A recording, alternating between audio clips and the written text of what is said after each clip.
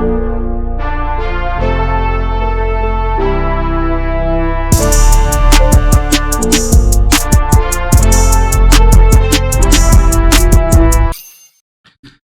right, good afternoon, everybody. You're listening to episode 4 of the Mountains and Leadership Podcast. Mark, how are you today? I'm doing well. I'm happy that we can hear each other.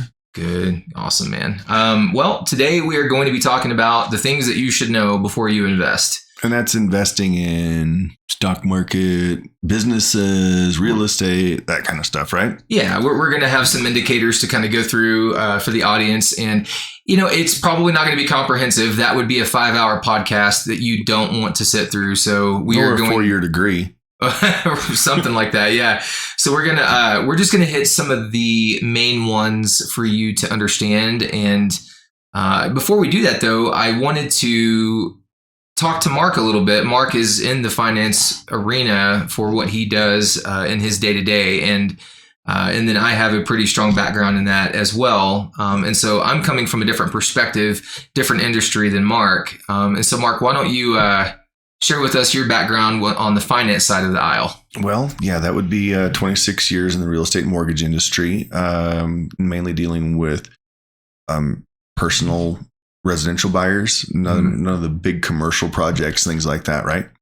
So what I look at is when people are able to buy and hold, build themselves a real estate portfolio and make that their retirement plan, which it works really, really well for a lot of people.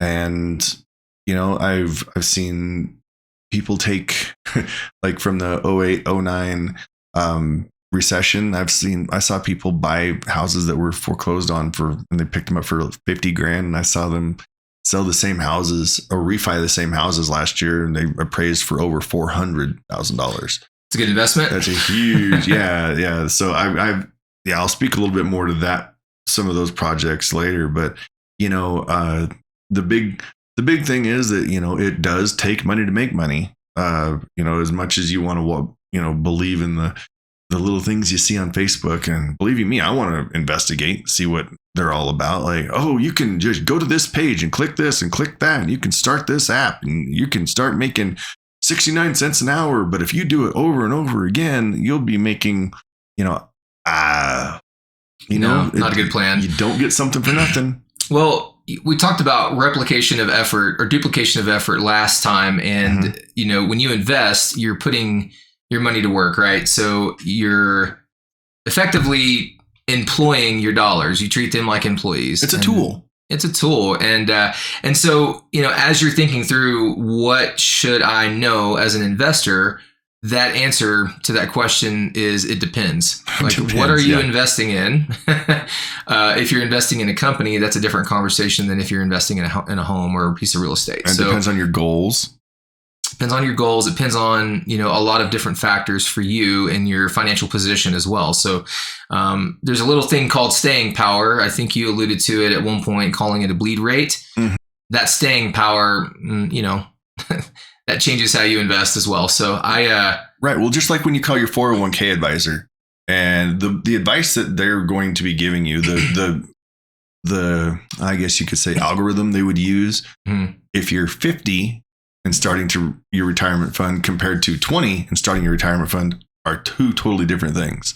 Because you have a shorter amount of time to get things done. Eighth wonder of the world, compounding interest. Right. So today, you know, talking through some of this stuff, I come from the background of, you know, working with a company doing different oil and gas projects, things like that. I worked for a bank in finance. And so we would look at different people or different types of investors that would bring in different projects. And we would decide whether or not to give them capital, depending upon what the scope of that work was, the planning, some of the indicators that we were looking at. And so coming from that background is where I'm at, you know, looking at, you know, how much is this going to cost? How quickly are we going to get our money back? You know, are we, you know, what are those risk tolerances and things like that? So, you know, Mark, you're, you know, on the mortgage side, you're looking at, hey, okay, I'm going to buy this investment property.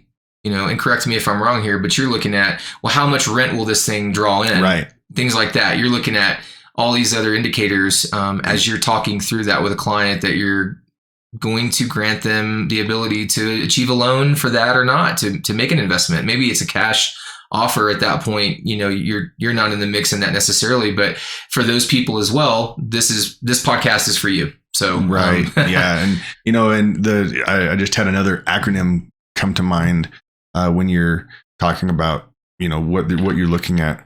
Most people, when they're looking at like companies like what you work for and stuff, it's WIFM, WIFM. What's in it for me? What's in it for me? That's what they want to know. What's in it for me? What's the bottom line? What are we getting back on this? Yeah. What's in it for me? And that's yeah. So and you have some stuff listed off here that you obviously learned at good old Texas A&M University. Well, practical application too. I mean, doing it, actually employing these things, or deploying these things rather, in my work. I mean, we would call them investment yardsticks. And so a lot of people, they'll go to just say like a rate of return or whatever. Sometimes that is not the best way to go about analyzing an investment and lining it up against another investment. So if I'm just going to make up a number. If I've got $1 million and I've got 5 investment options in front of me, how do I assess which one I should go with? And the answer is it depends again. So, these things here that we are talking about, I've got several of them that we'll go through today. I took it from that approach, and my background in engineering, I have a petroleum engineering degree from Texas A&M University. I've worked with Fortune 500 companies, multiples of those, and recently left that industry. But what I was doing there is we're looking at $110 million or $500 million or billions of dollars in some cases. And we're looking at, this oil and gas project versus that one. This one has a different lease structure than that one does. There's going to be more fees here. There's more upfront capital here. This well, because of the heat and the depth down in the ground, it's going to require more casing. It's going to cost more. Hurdle rates, what are those? What is inflation doing? All these things that we're looking at, like these were things that I considered as I was, making these recommendations to the company that hired me to do it. And I would go in and put economic models together to get answers on that. So, and these are some of the yardsticks you used? Yeah. So some of these are the yardsticks I've used, but then, as you think through making an investment, it's not just about oil and gas or some product that a bank is investing in or any of that. It might be you've got slap bands that, you slap them on your wrist and they're your little wrist, bracelet. You're going to market that to what market? You're going to have to spend so much money per unit to get that product out onto the shelf. How much does that return? We talked about, before the podcast and ROI, things like that. So these things, that's one industry. This is another. So all of these indicators that I have listed here, it encompasses all those industries is what I'm trying to get at. If I could land the plane a little quicker, I would have, but go for it. So, all right. Explain to me value investment ratio. Yeah. So number one is value investment ratio. So it's just a fraction. It's like 1/2 is 0.5. So value investment ratio, if you were to calculate that would be the money you made divided by the capital that you spent to make that money, also known as an ROI. Right. And so in the oil and gas industry, one of the things that we looked at, we call that a VIR, value investment ratio. So as you're making an investment, if you could project, okay, how much is this going to cost me? And not just today, but overall, what is that cost going to be? And then at any given point, for the life of that project, how much money is that project going to make you? Okay. And then that ties right into the hurdle rate.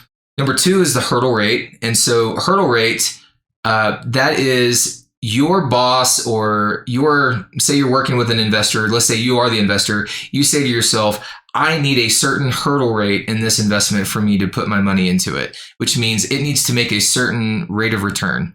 And so what I like to do is I look at that hurdle rate and I also look at inflation rate. So let's say your inflation rate's like 6%, right? Right. And that ties right into number 3, time and value of money. So these first 3 are all kind of like intertwined. They're all intertwined, and we'll get to that number 3. But that hurdle rate, if your inflation rate is 6%, And then let's say your rate of return on a project is 6%. So you're making no money, basically, right? You're breaking even. If those things are equal, that hurdle rate is the hurdle that your rate of return needs to be able to jump over. Think of it like that. You want to see your rate of return higher than that hurdle rate. And that's a little subjective. I want to be careful how I'm explaining that, because it doesn't necessarily just tie to inflation. I tie it in my head to things, because when I'm making investments in the stock market, I'm like, if this is going to make me, if I'm putting my money here and I'm making a 10% rate of return and we see inflation at 6%, the net difference there is 4%.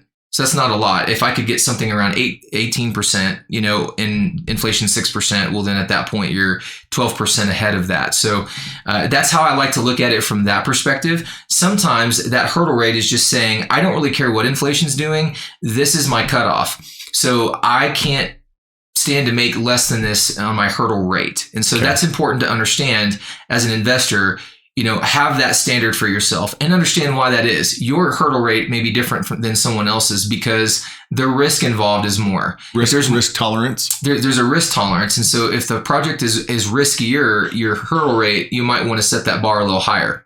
Okay. Things like that. So, and then number 3, like you alluded to, is the time value of money. So that one, we know that $1 today is worth more than $1 tomorrow. They're printing money like it's going out of style. Right. And, and actually, why don't you weigh in on that one? Because, you've seen, you alluded to that with the real estate industry being what it is. Oh, it is. It is. And, that's the thing that drives inflation crazy is we have, in 1971, we got away from the gold standard, right? Mm-hmm. So the US dollar was no longer backed by gold. It was so... to quote Wolf of Wall Street, it's just a fugazi, right? It's just like a vapor, a mist. Like it's just everything is kind of like a what if. Yeah. Our dollar really is not backed by anything anymore. Not for 52 years, and it's backed by faith in what you think it's worth. Right. Exactly. And since then, inflation has just gone nuts, and the reason is because the more they print, the less your dollar in your pocket is worth. And, they, through economic stimulus, through trying to, make up for debt loss, things like that. Like, we owe, what is it now? Our debt ceiling is $17 trillion. Man, I'll have to look that number up. 14 We'll put that or on the 17. screen. Anyway, I'll look it up later and have it. Yeah, our debt ceiling is, I can't remember insane. exactly what it is, but yeah, and we keep bouncing up against it, right? Because our country owes so much more money than what we're bringing in. And, we couldn't run our house if we did that. Like we wouldn't be able to operate. We wouldn't, that is unsustainable. You're right.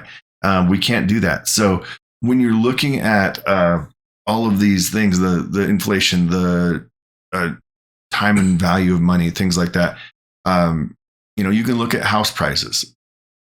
I mean, I sent you a text message or I sent you a picture.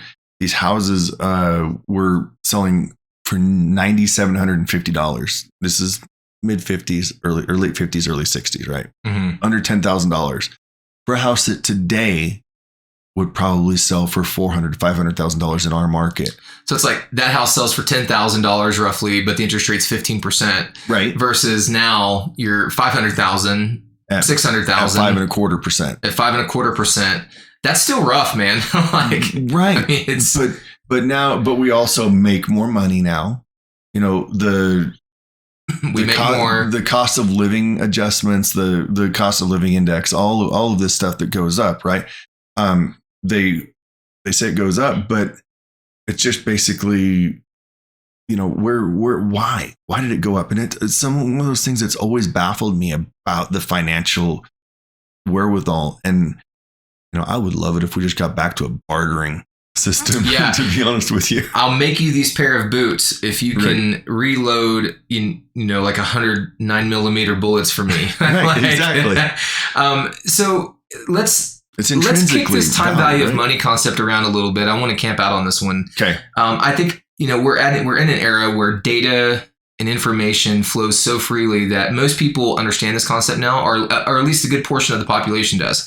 And inflation is always a conversation, and so inflation ties into the time value of money concept. But I want to kick the tires on this with you specifically, being as how long that you've been in the real estate industry. So right. You see these photos of these homes, $10,000, but they're like 15% interest rate versus like today's price being a lower interest rate. People, have this concept of, well, I can't invest in real estate, or I can't even own a home in real estate because it's so expensive. What do you say to those people? And you were hitting on that. You were going down that road. It was, well, the adjusted cost of, like what people get paid today is more, right. Cost of living index. Yeah. So I want to argue with you in a synthetic way. Right. I want to hear your take on this. So what do you say to me if I am wanting to invest? I barely got into my home, let's say, or I can't even get in a house. Let's just say I can't even own my own home, let alone think about investing in real estate. What do you say to somebody like that? Yeah, I hear you. I make more money now, but yeah, with a 5% interest rate or a 3% or 6%, and I think the average over the last 30 years has been 5.7% on interest rates. It's something about that, 5.2 to 5.7, somewhere in that range. Right. What do you say to those people that tell you, well, yeah, it's still ridiculous now. You just can't afford it now. I'll never own a home. Right. Well, we're getting off topic for a minute, guys. Yeah, sorry. We are. No, that's okay. I'm totally going to go there because, what I tell people now is, all right, first of all, when you buy a house right now, you're locking in that payment. You're renting right now. That's going to go up every time your lease renews. Mm-hmm. So, it might be a case of biting the bullet right now because there are programs out there that help people get into a house. And I know specifically here in Colorado, we have a down payment assistance program. You don't have to be a first-time home buyer where you can literally get into a house with $1,000 out of your pocket. That's less than the security deposit on a rental. $1,000 out of your pocket gets you in a home, but your monthly payment, looking at that versus like if you rented, and then also considering your maintenance cost on your home and upkeep, because that's a little bit more expensive. So like we want to be realistic with the homeowners insurance, HOA, all that stuff goes up a little bit. So these, this topic today is what you need to know if you're going to invest. I think this is relevant. Right. It is and it has to do with time value of money. Number 3, a home price today is larger than a home price 30 years ago. We all know that. But what do you say about that time value of money? How does someone overcome that? It's $1,000 down to get into the home, the monthly payment, the cost of the home versus like renting. What do you say to that? Right. So let's just say that you put $1,000 into your buying a primary residence for yourself, mm-hmm. and your payment is $2,800 a month. You can go rent the same house for $2,800 a month. Okay. Let's just say that mm-hmm. is equal. Yeah. In 3 years, even if you have additional expenses as being a homeowner or whatever, your rent on that same rent is going to be up approximately 10 to 15%. So you're going to be above $3,000 a month. Probably approaching versus what you were versus as a homeowner. You're still at 2,800 over here. So 2,800, and then you're above 3,000, and you're above 3,000 over years. Here, and you've gained equity. So you get the equity plus the fact that your cost of living or your cost to live there is set as opposed to continuing to increase on you over time. So correct. You may be jaded for all of you who can't even get to the investor piece of this, that you can't even get into a home ownership mind frame. You may be jaded about that, but what Mark is effectively saying is in the long game, you lose if you don't get up and grind and find a way to get yourself in a home. Exactly. And I'm not pressuring. They're not built, like my grandma used to say, real estate's a good business to be in because God's not making any more dirt. Well, okay. So very true. But, sometimes it's not the right time for someone to buy. And I sympathize with that. Right. But I think overall, mathematically, if you take the emotion out of it, the math tells you the truth is that homeownership outpaces renting and things like that. And so when you're investing, this is why we're even doing this podcast. Right. Is like, exactly. you put your money into an investment vehicle. We're talking about real estate. I don't know what that is. Maybe you invest in drilling an oil and gas well somewhere. You go drill a gas well down in South Texas in the Eagle Which Ford. I get calls on that every day. Yeah, I mean, people are putting money into that, and I know like companies like Hillcorp, you can invest your own money into projects that they're doing. So you're personally invested as an employee in the stuff that you're analyzing. So like, you need to invest. You need to put your money into something that's working for you to outpace the time value of money decrease due to inflation, right?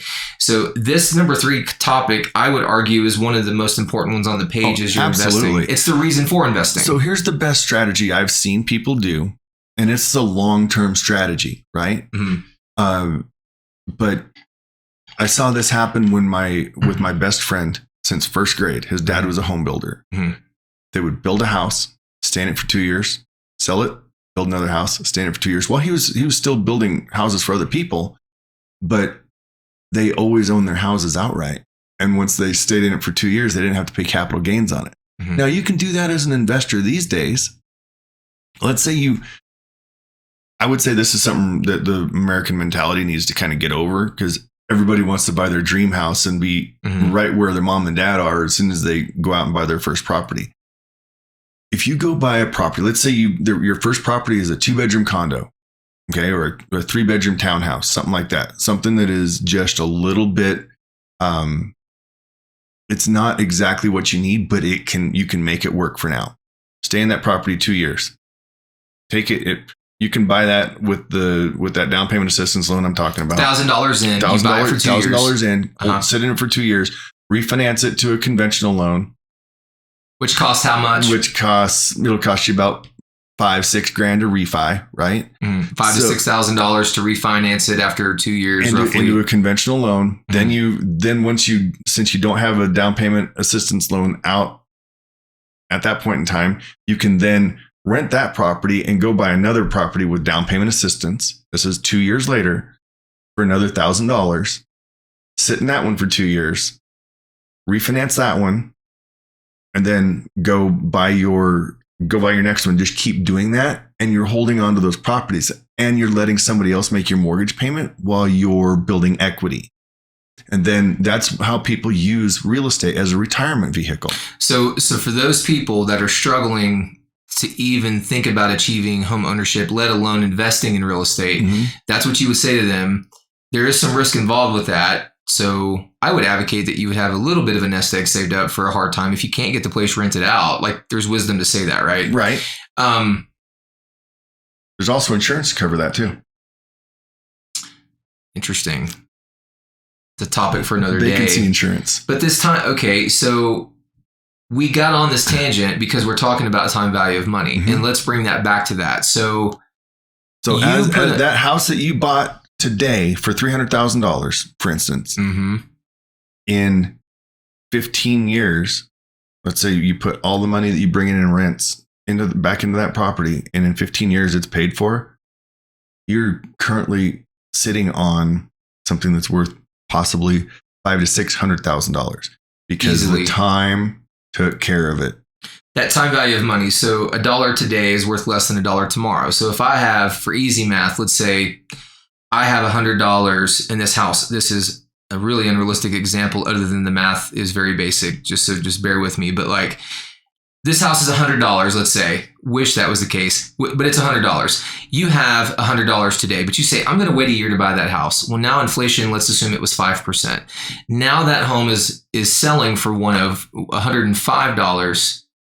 And you still have $100 is only worth $95. So it's effectively like saying you had $95 and you bought the house for $100. So the math is still there, right? So when you're looking at inflation, you're looking at time value of money, understand that as an investor, that this is why we invest to begin with, right? To outpace that time value of money, the inflation increase that decreases your purchasing power. And so for all of you first-time home buyers, that's a message for you today in this podcast. For you more, I guess, what you would consider sophisticated investors, you know this, you understand it. And they have, a lot of people say, "Oh, learn the secrets of investing." They'll charge you $1,000 just to go to a seminar for a weekend. We'll give it to you for free, guys. We will give it to you for free if you're watching this podcast and you want to know more about it. I'm going to put my phone number and Mark's phone number on here. Mark, are you okay with me doing that? Absolutely. What we'll do, just call one of us. Just call us up and we will talk you through it. Now, we can't sit there and have like an 8-hour conversation with you. You know, we're working, running our businesses and stuff, but give us a call. We'll walk you through some of that. And maybe it's a series of phone calls. Since we can't have an 8-hour conversation with you, we want to be realistic with our own time and stuff. But I actually work with a group of investors, about 40 investors that do this. I was invited in as I'm the preferred lender for this private real estate investment group that was started by a gentleman that bought those properties. No. Okay. He bought those properties for $50,000 and refinanced them, and then took that money and bought another project without a single dime out of their pocket. So he pulled equity out of properties that he currently owned, took that money, used that as a down payment on a $2 million project elsewhere in the state and they were putting like $400,000 in escrow for repairs and upgrades and stuff like that. So it was a no-brainer. Because once all this stuff was done, it was going to be worth at least $4 to $4.25 million. Yeah. And he was able to do that without a dime out of his pocket because he was able to leverage what he purchased 15 years ago. Time value of money, guys. Right? So moving forward, number 4, internal rate of return, also known as IRR. You'll see that acronym.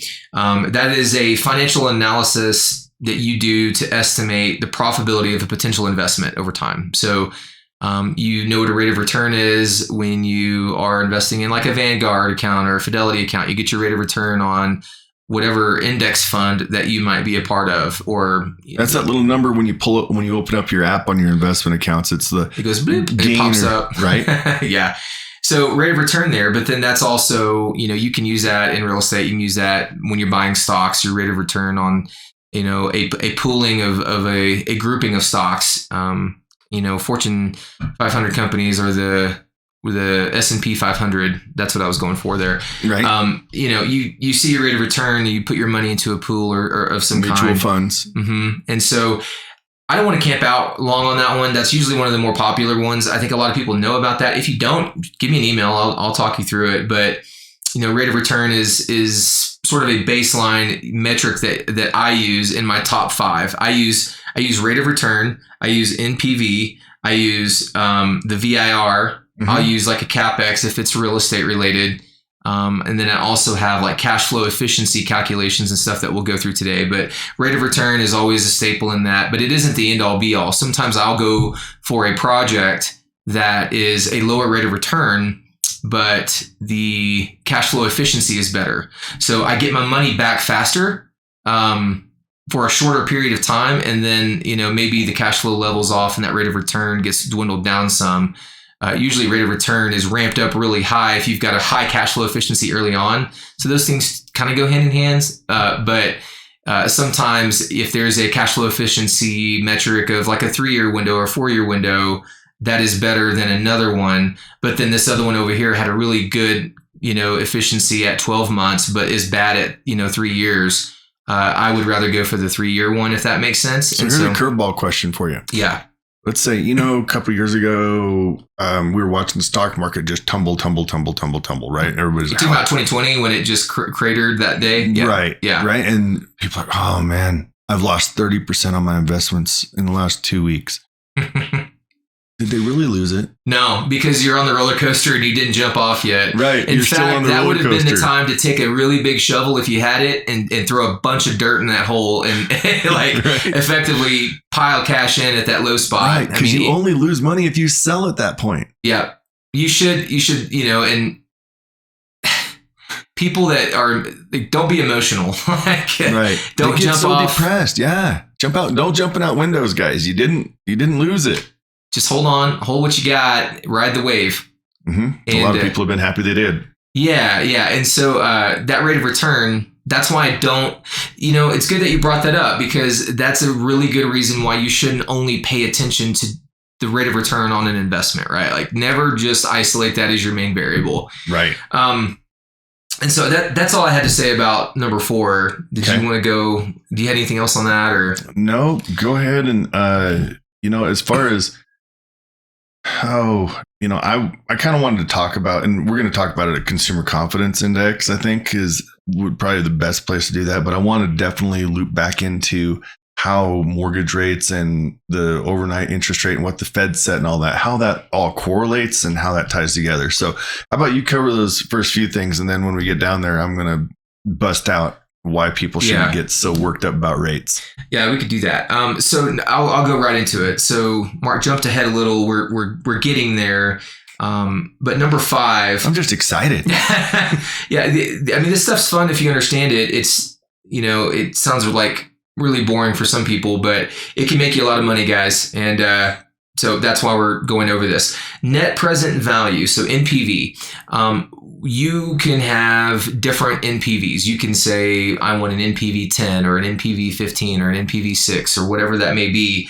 That's basically how much you're discounting the cash flows. So if I made $100, I'm going to discount that by 6% at this time step. Well, now I'm effectively saying, well, I made $94. That kind of ties into inflation and degradation of purchasing power with the dollar, time value of money as well. Okay, so you want to increase your net as much as possible. Yeah, you want to have cash flow from a project, from an investment, right? Mm-hmm. So look at your NPV indicator, guys. NPV is calculated really similar with your IRR, your internal rate of return. And NPV, discounting it at a certain percentage is a way to model the degradation in your purchasing power over time as you're receiving that cash flow over time. So I may make, let's say, I'll give you an example. Let's say I made $1 million over 10 years. Okay. But we also know that inflation is eating away at that $1 million over that 10 years. So the NPV discounted at 6%, you're assuming a 6% inflation rate over a 10-year period. That's a more accurate way to model what your true cash flow would be, because at the end of that project, the money that you've made, you want to be able to calculate that properly. So as you're putting together ideas about your business or an investment and you want to put that money into something else later, you can't just say, well, I made $1 million. Yeah, okay, you made $1 million, but you're not going to have the same purchasing power of that $1 million in like 10 years. So, right. And what did it cost you? And what did it cost, right? So your CapEx up front, that NPV takes into account overcoming the cost it took to make that money too. So that's part of that calculation. So in theory, you would see it on a graph, guys. You would go negative because you'd spend the money up front in that investment, and then over time you see that cash flow increase, or your rate of return, it increases over time, and there's that. So actually, they calculate your rate of return at the intersection of 0 on a plot with NPV, right? Right. You set your NPV equal to 0. That's where you calculate your rate of return. And I won't bore you guys with that. We're not in to get into those nuts and bolts. I can talk you through it, and I know how to calculate it, and it's important to know how to do, but we're not doing that here. So call me, give me a shout, shoot me an email if you have a question. Right. But NPV, hopefully I explained that well. That's basically looking at your cash flow from a very pragmatic, level-headed perspective, accounting for that inflation, accounting for the upfront costs, things like that. So cash flow efficiency, number 6. Number 6 is cash flow efficiency. I mentioned that earlier. So how fast can you recover a percentage of the money that you spent up front to make that investment? I'll give you an example. So let's say this is a real world example. Let's say as an engineer, I'm going to do an investment analysis to drill a well. That well is going to cost me, I'm going to make up a number, $10 million. Okay.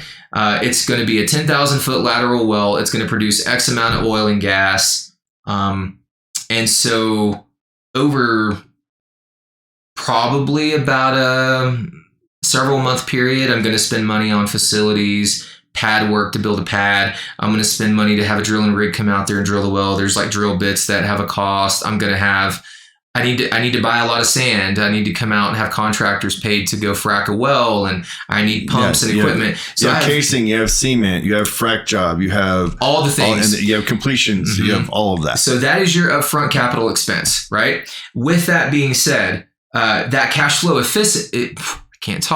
that cash flow efficiency, it takes that cost over that period, and it models and it says, I'm going to make X amount of dollars within 12 months.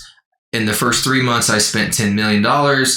In the first 12 months, I'm making up a number, $4 million. Well, that's probably a little high. Maybe we'll say like $3 million, depending upon what the oil and gas prices are. I made $3 million in the first year, but I spent $10 million, right? So that cash flow efficiency 12 or cash flow efficiency at 12 months is that $3 million divided by that $10 million. So it's 30%. Okay. Right. And so you can do a cash flow efficiency 36, which is 36 months. And what's interesting about that, and I can speak from the oil and gas industry because on that side of it, but this can apply in other areas too.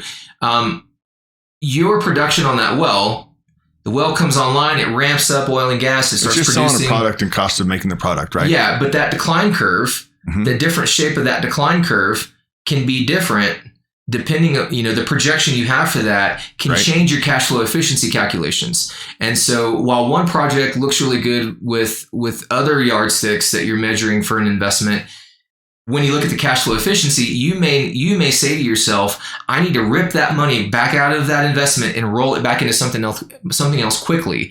And if that is one of your major priorities, you would give more weight to that indicator than you would some other yardstick that you're measuring that investment by. And so that's practical application in the oil and gas industry where I came from. Could you apply that anywhere? I guess looking at the cash flow for like a rental, right, and the money up front for that. I mean, that's kind of like a CapEx almost. Well, let's look at it's a CapEx, but let's look at the other side of real estate that I have not dealt with, but I've seen all of the metrics on it, right? Mm-hmm. So we, okay, just simple math. We have apartment complexes in the city here. Typically around 200 units. Okay. It's going to cost them about $10 million to build that. Approximately $10 to $15 million with the dirt, with everything else. In Denver, for the average of the rents on those units are between $2,000 and $2,500 a month. So let's just say it's $2,250. Okay, split it right down the middle. 200 units, $2,250 a month. That's $450,000 of gross rents every month. Out of that, $450,000. Okay, you're paying your maintenance people, you're paying your groundskeepers, you're paying your office staff, your OpEx. Your OpEx, right? So let's just say that your cost to operate that is $50,000 a month. Okay, that means your net on that property is $400,000 a month. You spent how much up front? At $15 million up front. 15 up front. And your gross profit, not gross rents, but gross profit before taxes is $400,000 a month. If you have a really good accountant, that $400,000 is basically, let's say you put 25% of it into a reserve fund, a holding fund, whatever. $300,000 is going to you can just make principal payments. How quickly, typically they have investors, but let's just say it was just you. Let's say it was just your project. It was your apartment complex. How long would it take to pay off that entire property? And then you have $400,000 a month coming in as income. So you're saying $300,000 a month net that you're putting toward the principal. Let's just do the math on it right now. I'll roll that out. So out of $15 million. 4 years. 4 years. 48 months. That's about right. So that is why you invest. That's why you invest, right? That's the time money continue. That's this whole thing rolled into a nutshell, right? Is now that it's paid off, you have an asset. You have income from that asset. And in 4 years, in 4 years, you can, I could possibly retire on $400,000 a month. That's not a bad income. No. Yeah, in that, so with the cash flow efficiency side of that, I'm looking at that like, okay, 300,000 net, let's say a month, or hold on, you said 50,000 is your OpEx, but you're making 450 a month. So So 400 is your gross profit. 400 times, let's say 10 months is what, 4 million plus another 2 times 400 is 4.8 million. Yeah, there you go. And so you're looking at that at a cash flow efficiency of 12 months is that divided by your, what was it up front, 15 million? 15 million. So it's a little less than a third. So you're looking at 30-ish%, maybe 27%, somewhere in that range. Right. I don't know. I'm doing back of the napkin math in my head right now, but that's not bad for a real estate investment. No, not at all. See, and that's the whole thing. Again, takes money to make money. So, okay, go round up some investors. Go. So what is your, with this metric, if you had to answer this question, what would it be? What is your threshold for cash flow efficiency in a real estate investment? What would your recommendation be for that? No, it depends on how large a scale you're going, right? So I would, I think that the cap rate, they're typically looking for about 8%. On the cap rate, but what about like a cash flow efficiency of like 1 year? Like how much of that money do you want to recover in 1 year that you've spent up front? Yeah, we're looking at 10%. 10-ish%. On doing residential investments like that. So that's your hurdle rate for your cash flow efficiency at 12 months, guys, right. For something. That was I just wanted to equate that from oil and gas over to the housing side, the real estate side. So I'll move on real quick if we're good. Go for it. So we had cash flow efficiency as number 6. Number 7, we've got gross domestic product, GDP. You guys have heard of GDP. As an investor, that's an important indicator. You need to look at what your country's doing in terms of production, so you can see what the economy is doing. It's an indicator of the economy too. As you're taking in data about the market, globally and nationally speaking, depending upon where you're going to invest in stocks and stuff like that, like understanding what that GDP is can be an indicator of how healthy the economy is. And so, that's why I have that in here. I think it's something that any investor should understand. It's huge because, it's gross domestic product. It's actually producing something, right? Producing something. We're building something. A big indicator of this is manufacturing. And with the United States, and I'm not bagging on the United States right now because I love my country, right? Bleed red, white, and blue. But with the United States farming out so much manufacturing and production right now to overseas, offshore, south of the border, not north of the border because they won't do anything up there. Hey? Yeah. But they, we're with farming that out. What are we starting to produce as a country besides social media and TikTok stars, right? Well, the manufacturing side has been exported to China over here in America, and that was based on labor costs and stuff. I can't remember years ago. And Mexico. Yeah. With NAFTA. If Mexico would have gotten the contracts that China had with the trading and stuff, they would be, I think that they would look like a completely different country, like in a good way. I'm not, anyone listening from Mexico, not knocking you, but your economy's not that great. And and corruption and stuff like that. Yeah. I believe every country is a little bit corrupt. We're a lot corrupt. That's another podcast for another day. But yeah, so on the GDP side of things, you're looking at, what is the GDP? That's an indicator of where the economy's heading. Like how, goods and services. What are we, domestic product. Goods in versus goods out, right? Yeah, goods. That's a really good way of putting it. Goods in versus goods out. What is the net? What does that look like? And so it's an indicator of economic growth, right? Correct. If you're going into a season of economic decline, the investment you make might be different depending upon the industry that you're interested in, and that GDP is an indicator. So, right. I don't really have much more on that myself. Well, I do just a little bit because I come from a farm community in Wyoming, right? In the 80s, they were putting the government was literally paying farmers not to farm. CRP. If you put a 40-acre plot in CRP, the government would literally pay you so much per acre to not farm it and just let it go. Why? Because they didn't have enough. They weren't able to sell the product. So laws of supply and demand kick in. Yeah, they were a little bit because the economy was tanked, right? People weren't making the money. So the government started subsidizing the farmers. Well, now the government's kind of giving the farmers the shaft. and also the capitalists. I mean, I love capitalism. Don't get me wrong, but I love farmers and ranchers, but they get hosed so much because it costs them X amount of dollars to raise a beef, to produce a product, right? To produce a product, to produce a bushel of grain, to produce one head of beef, to produce one hog. All this stuff that you see on the supermarket, in your supermarket, it costs somebody something to do it. But from the farm to the store, there's a whole lot of greed, a lot. And people dip their hand in the cookie jar all the way down the conveyor belt. Exactly. So the closer you can get to the farm, the better it is for the farmer and the better it is for the rancher. I want to dig into this for a minute because I'm actually intrigued by this. So talk to me. So you say they get hosed, and so they're giving incentive not to grow and produce back product. in the 80s. That was then. Now this is where we are. Okay. They don't have CRP anymore. I'd be interested to look into that now to see where we're at. I am not well versed in that, but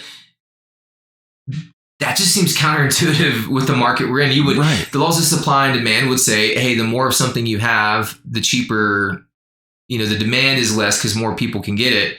So it's cheaper. Like you would want to farm more. You would want to have, the GDP. You would want more product produced per se if you were a farmer, or not a farmer, but just your country would want more. Right. So why are we bringing beef from Brazil? That's my question. Huge. So that's a thing right now. That is a thing. We need to look into that. I would be intrigued. So we're bringing in beef from Brazil, but we've got people here that can do the farming but they're incentivizing them. So they're incentivizing them not to do that is not a thing at this point. That's not a thing right now. No, that was in the 80s, and that kind of went away in the 90s. But what they're doing now is the amount of greed that is in between the farmer and the retailer in the States has actually made it more cost effective for the retailer to go get it in Brazil, get it from Brazil, or all the is it like a lot of regulatory stuff that they have to hoops they have to jump through? There are regulatory things. It's just the cost of actual production, things like that. The cost of the like Monfort's own the feedlots up, and they own the Colorado Rockies right now, but they also own the feedlots and slaughterhouses up in Greeley, Colorado, right? So they're they bought the Rockies from butchering beef and selling it to the retailers, selling it on the wholesale market. I mean, obviously there's a little bit of money being made there. The farmers aren't going and buying a baseball team. You know what? This is it's a can of worms. This is a business podcast, and I would be intrigued to see if we could find some people to come in and speak to that. We need to look into that, and I would like to understand that better myself, guys. If you end up watching this and you happen to have some knowledge on that, like if you're in the industry or know someone who is, let's share some comments at the bottom. If we've missed anything, weigh in on that. I'd love to hear your thoughts. I see the emotional and economic repercussions in my home state. Yeah, I mean, you lived it up in Wyoming. It sounds like so. We tie that to gross domestic product. I mean, that would have a substantial impact on that, right? Right. I mean, we're more of a consumeristic economy now here in America, more of a service-based. That's been a conversation that you hear quite a bit. And our kids don't want to go do the work anymore either. And I used to weed eat ditches and creek banks for $5. And I look at that was actually good compared to, hearing my dad talk and about him and his, like if you made $5 a week, you were doing good at one point, and it's like, man, I made that an hour weed eating creek banks. And then now you look at it and these kids that are flipping burgers are making more than I did coming out of college the first time. With benefits. They have benefits. That's insane. And good. I mean, I guess it's good for the worker, but at the end of the day, looking at the bigger picture, where do we fall in that? And so as an investor, and that you're rolls looking right at into this, the consumer price index, right? What's that? That rolls right into the consumer price index. I have a lot to say about that. Why don't we just go into it? Yeah, get to it. Number 8, so consumer price index. that is when they look at CPI, they're like, oh, how bad is inflation? Like they'll give you a report on the CPI. They being the feds, they'll come out with a report, and that has a huge impact on the markets, the Wall Street, all of that. And it's an indicator of how bad inflation is truly, which actually tags back over to the time value of money as well on our number 3. But the CPI, basically, they go in and they take a pool of goods. They'll take, okay, how much is meat, the price of meat increased? How much is the price of grain? How about paper clips? How about, I mean, I'm making up some of this stuff, but like, there's different buckets and stuff that they will pour into a larger just container, and they have a weighted average. Effectively, it's an equation that they use to say overall, holistically, what is our CPI, our consumer price index? How much is inflation increased, decreased? You know, you can keep a pulse on those things using the CPI. And so understanding that is important, because if you see inflation go through the roof, well, that means people have less money to spend. If they have less money to spend, they're going to spend less. Companies are going to make less. And so you start looking at how that CPI or how that inflation, how the cost of living, you know, the price to live is increased. And then you understand, well, those luxury items that people were buying, there's going to be less people buying that. So would you invest in this luxury item, or would you say, well, I'm going to invest more in the oil and gas market right now? These commodities are higher priced, or, you know, that changes you as an investor. It changes your decisions. And so we've got a good friend. I might have him on the podcast at some point. His name's Gerald, but he does a lot of this as a financial planner. And if any of you guys need a good financial planner, let us know. But I will hook you up with him. But he could probably speak. He's from like Finland or Sweden or what is it? Switzerland. That's it. He's literally from Switzerland. Super solid dude. But yeah, he could probably speak to this really well. So we might have him on at some point if he's interested to come on. But CPI, like, I have a problem. You want to talk about highway robbery, or like some level of corruption in the government or whatever. I don't know if I'd come at, maybe I shouldn't come at it from corruption, but it's wrong. I just think it's wrong or inaccurate to do it this way. Lacking integrity? Lack of integrity, like tell the whole picture, tell the whole story. I could look at a CPI and I could say, really, what data backs that up? What did they use? What did they bake into the equation to get the numbers that they did? And you know, one of the things I want to recommend to you guys, you'll see it, I put it on the screen. It's called shadowstats.com. Shadow Stats, like statistics. So shadowstats.com. And this guy goes in and actually looks at, you know, had they just taken the true data at face value, what would the story tell us? And that's important for the CPI, because back in like the 70s, 80s, I think there was something around like 80,000 data points that they used to use in that CPI to create that index number. And, you know, they would use a lot more data, which was more comprehensive. The more data you have, you can begin to normalize standard deviations and outliers. You can start explaining those better. Like if you have less data and you've got 1 point over here and 1 point over there, it's less accurate. And you need to be careful with that. And with my engineering background, I go to that instantly in my head. I click into that.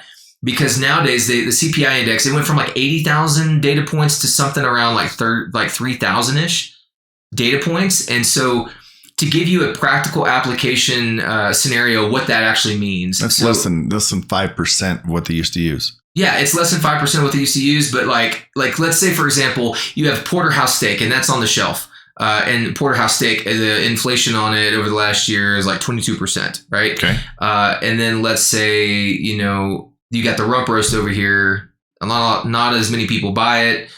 Maybe it increased by 6.5%, you know, price increase or something like that. Well, what the government, what they'll do when they're measuring, you know, red meat or beef, they'll say, oh, well, just take that rump roast number and don't worry about that porterhouse steak number over there. And so your it may not seem like an apples to oranges, but it is. It kind of is. And they're like, oh, well, red meat, it's actually this one. Really, it's like, no, it's more than that. Like when you look at the weighted average, it's more than that. And so this CPI, understand it, and it's still good for what we're using because it's a consistent number that everyone's aligned on, but also have a pragmatic approach as you're an investor looking at what they're reporting with the CPI. Go look at other indicators and read the writing on the wall. Like, I would rather have the 80,000 data points, but like if they put paper clips into their pool of data, and paper clips cost 2 cents each to make, and they're like, well, there wasn't a lot of inflation there. Okay, like that's a paper clip, and that's an extreme example, but that's actually a true story. If you go look at some of the data, they're pulling things in like that, and those numbers are distorted, and so. That is my soapbox on CPI, but you need to understand it. And go to shadowstats.com. Go to shadowstats.com. It's not my website. I like it. I'm a fan of it. This is not investment advice. So please understand that you need to seek your fiduciary out. Go talk to a professional who's licensed in that. Maybe if you want to talk to our buddy, let me know. We'll hook you up. Maybe we can send Shadowstats an email and get one of those guys on virtually. We should probably reach out. I think it's one guy that's doing it. He's really good at what he does, and the data on there. I'll post some information about it, but I recommend checking that out. So that's my rant on CPI. Well, I will take the next couple because we're looking at balance sheets and consumer confidence index, and something that happened here in the last couple months. We're looking at the Silicon Valley Bank. Basically being inept. They shut down, right? This is where a lot of money from the tech industries was put. Well, what happened was a lot of investors decided that they were going to put it there. There was a run on the bank. Mm-hmm. They came in to get their money. Well, they're only required by the FDIC, which FDIC insures each account up to $250,000. We can, tackle that another day about how, like, that's not really effective. You can only maximum per account $250,000 per depositor. But anyway, there was a run on the banks. They had to lock down all of the withdrawals. They had to lock down all the abilities. Wait, when was this? This was 2 months ago. Two and a half months ago. Okay, I know exactly. I got so the Silicon Valley Bank, right? Right. So we did a video on this. Right. There was a run on the banks. So they on that bank. So they're only required by the FDIC to hold 10% of their deposits in their holding, and they can invest the rest. What they've done is taken the 90% of their deposits and invested it into long-term real estate ventures that were eating at their profits because the interest rates had gone up. So they were having to pay out. They weren't able to get in the interest rates that they were looking at. They were, having to charge less. I mean, their return was the disparity just kept getting wider and wider the more that the Fed kept raising interest rates. So that really caused them to get in a very hurt position financially. And rumors got out and there was a run on their deposits. They had to close down deposits. FDIC had to come in, take the bank over. The president assured everybody that they're going to get their money back. And, of course, these are big dollar spenders, right? For financial contributors to political campaigns and things. So, it's again, they're going to hook up their campaign. Yeah. Hey, right? Guys. Hey, old buddy. Don't worry.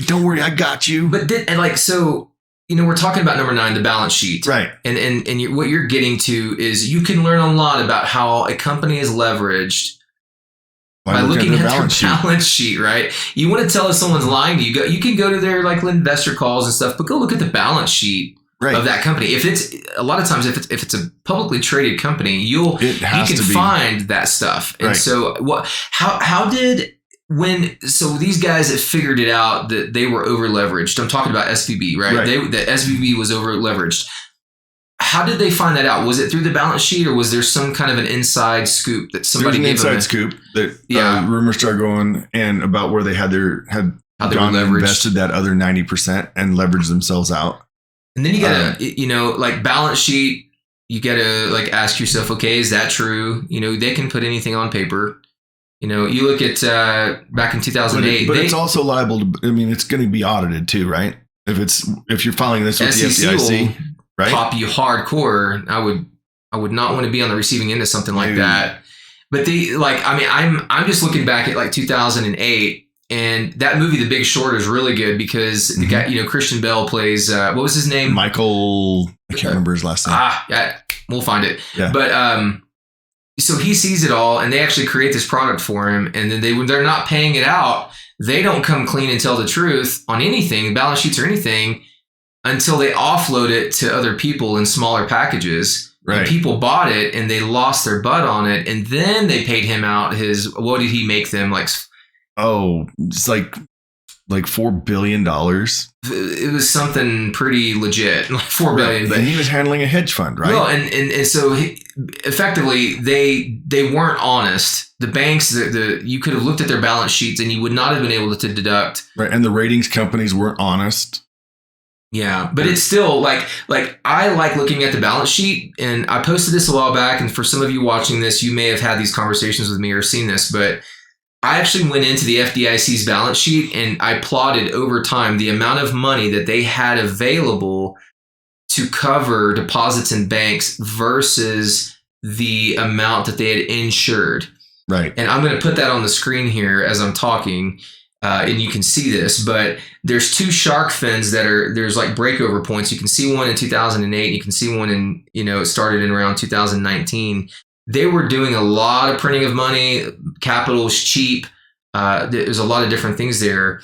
And so that was really concerning when I took their balance sheet and I plotted those two variables as indicators across each other, because there's a wide divide that's continuing to increase over time. And you'll see that here on this plot that I have up on the screen right now. But what was really interesting about that is it doesn't tell the whole story either. You need to have some wisdom to understand that data. That implies that if every single bank that the FDIC has ever insured cratered at the same time, that would be their burden to cover. That's not the real world. That's not necessarily going to happen.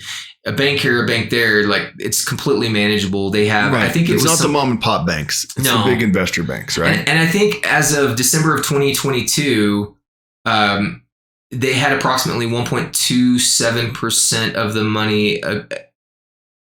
They held 1.27% of all money needed to cover the amount they insured. That made my heart skip a beat. I had some late night conversations with some friends that we are investors in some things. And so some interesting conversations there, but I just advocate for still looking at that. That's my 2 cents. Sorry. Yeah. All right. Well, we'll move on from the balance sheet to the Consumer Confidence Index. Now, this is where I've been wanting to get to, because the Consumer Confidence Index is basically it's one of those indicators as to what the morale is, what the feeling is, what people are doing, where they're spending their money, how they're spending their money, what their credit card usage is, things like that. Right. Now, that was when in 2020, when we got into the pandemic, okay, we're talking about the COVID pandemic, the lockdown in March of 2020, all of this worldwide pandemic. It was literally worldwide. Well, our administration at that time decided to spur on the consumer confidence by taking a little over $1 trillion. I think it was $1.3 trillion. Have to double check my numbers.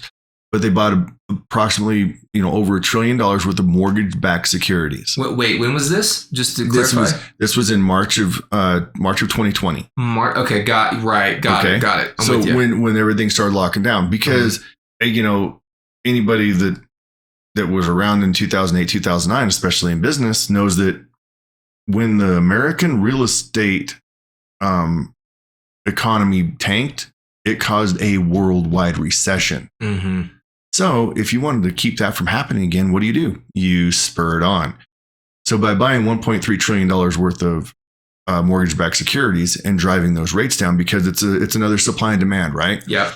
Okay. So the treasury bonds, the mortgage-backed securities, they didn't need any more money, really. So they didn't have to jack their rates up right now to attract that money in, because it was already there. Yeah. So they just started lending out money at 2.5, 3%, right? It was great. It was a heyday. And what that did was it kept a lot of real estate.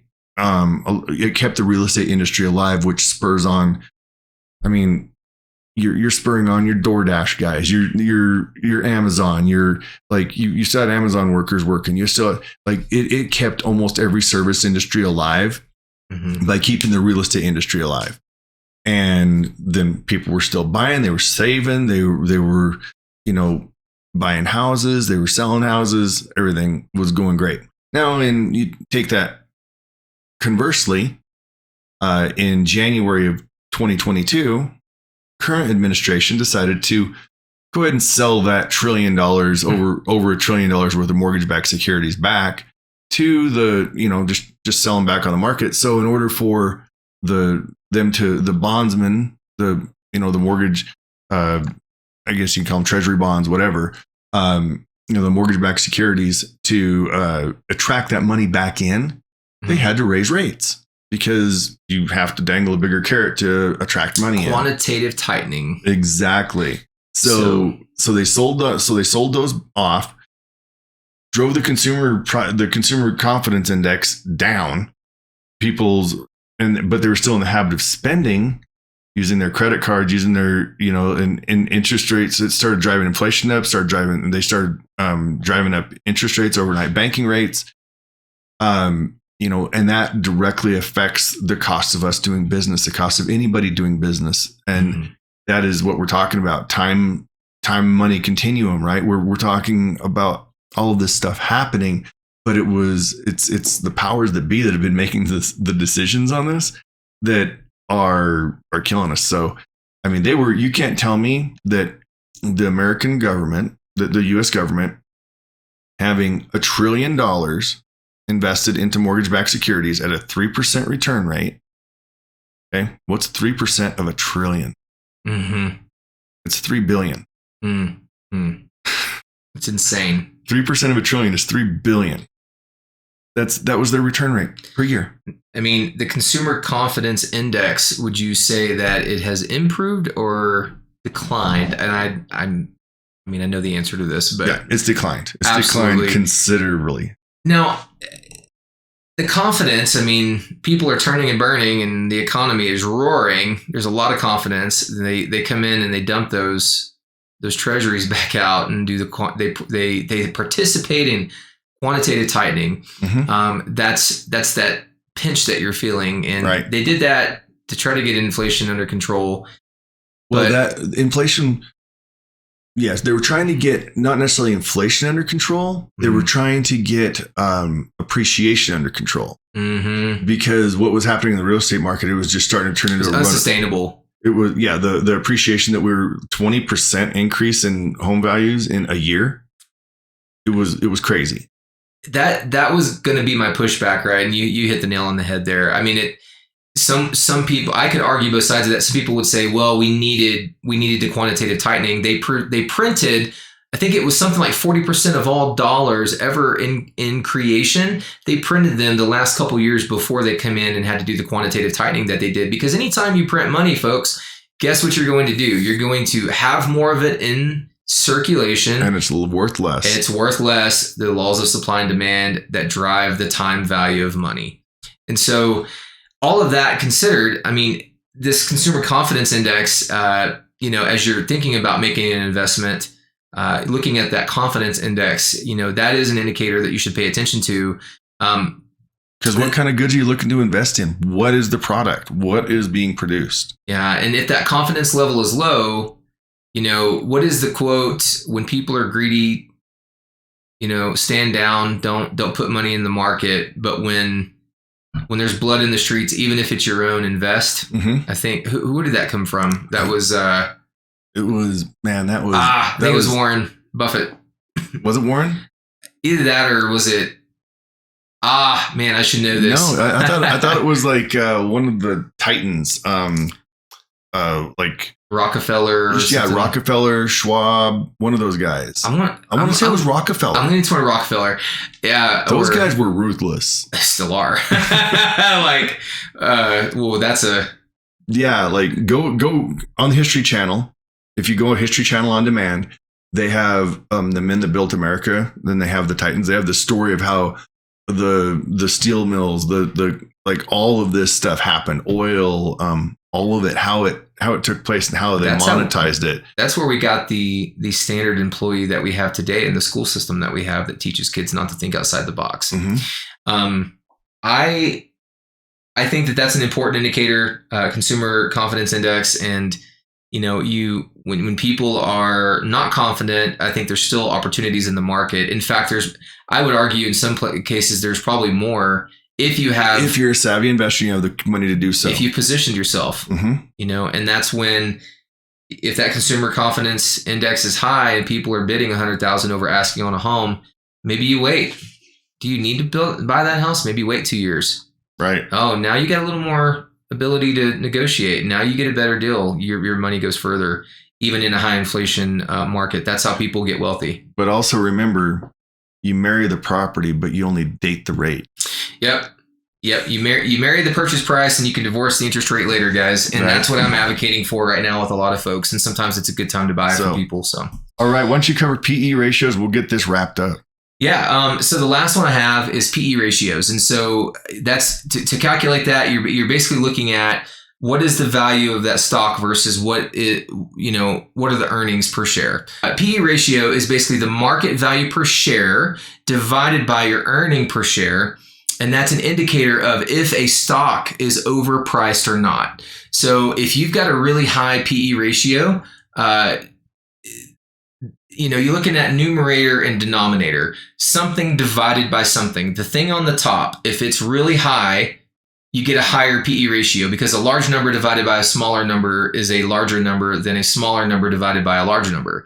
Which means it takes a shorter amount of time to recoup your investment. That's right. And so if you see a PE ratio that's really high, that could be an indicator that stock that you're getting ready to invest in or that company that you're getting ready to invest in is overpriced. This is why you go look at the balance sheet, because you go look at their earnings. Go look at their earnings and go look at what their stock price is going for. And if you do earnings per share, look at how many shares they have, do an earnings per share calculation, right? Mm-hmm. And then you look at the actual price per share, price per stock. Divide those two between each other, you get what's called the PE ratio. And if that thing is too high, don't buy the stock. Yeah, absolutely. And I think that we should bring in our buddy to talk about this. Yeah, we'll give him a call at some point, see if we can get him in. But guys, that's all I had. When you try to tackle a topic like this, we didn't even scratch the surface. It's just this is just a broad stroke and like a 40,000 foot view. Yeah, and we can, if you've got any requests and you want to hear some dialogue about particular topics related to finance, let us know. We'll cover those at some point. We'll dig in. Yeah, we'll dig into it. I think for today, though, we wanted to hit this at more of a high level overview. I would call this give some examples. Yeah, I would call it an intermediary or an intermediate session on the things you should know if you're going to become an investor. And if we get to the more advanced level, that's a completely different set of variables that we can go over later. Right. Investing 101 or introduction to investing even. Maybe it's not even a 101 class. That's right. Well, that's all I have for today, guys. If you like what you saw, hit the like button, subscribe to our YouTube channel on YouTube, follow us on Facebook, Instagram, Twitter, all the places. We're on LinkedIn as well. Guys, thank you for tuning in and have a good rest of your week. Hat out. Mark out.